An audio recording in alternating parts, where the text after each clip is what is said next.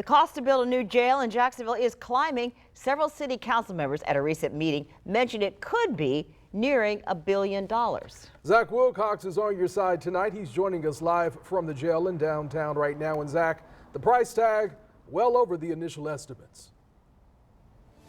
Yeah, Anthony, nothing set in stone just yet. We're still kind of in the talking phases here, but we did get a little glimpse yesterday. A city council member mentioned that $1.2 billion is a possible number they could be looking at. That is 3 times the nearly $400 million that's sort of been a placeholder in the capital improvement plan. But all that stuff, location and price tag, those are the things that they're looking at in the distant future. Right now, the committee is really just focusing on what a new jail would need.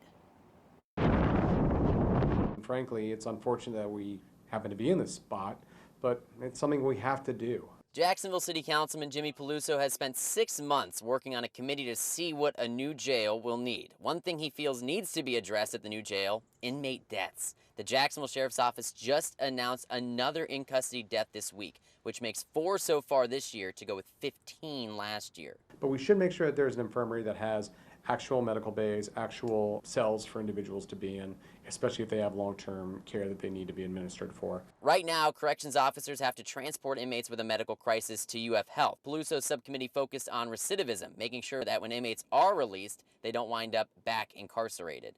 There's a lot of great resources available to inmates and those who are, re-entering society. And so we want to make sure that we probably have something more close to the jail or within the jail. Of course, adding more things to the jail campus means more money. We were thinking it was going to be somewhere between $250 to $400 million, just based on time that has gone by, us looking at other jails. It's going to be somewhere north of $800 million, as high as $1.2 billion.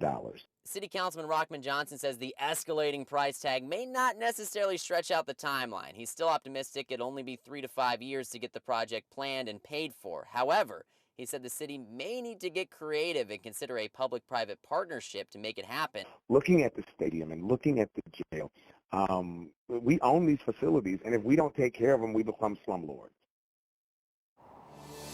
So we talked brass tacks a little bit there. Let's talk about next steps here. So the committee broke up into subcommittees to tackle individual topics about moving the jail. That's been the past 6 months they've been doing that. That's over now. They've come together into one committee to continue those discussions about what they've uncovered in their research. And so now they'll continue doing that over the next couple of months. And Jimmy Peluso mentioned that they can maybe finally start to get into the conversation about price and location, the 2 big topics that we're waiting for more developments on. In downtown, Zach Wilcox, First Coast News, on your side.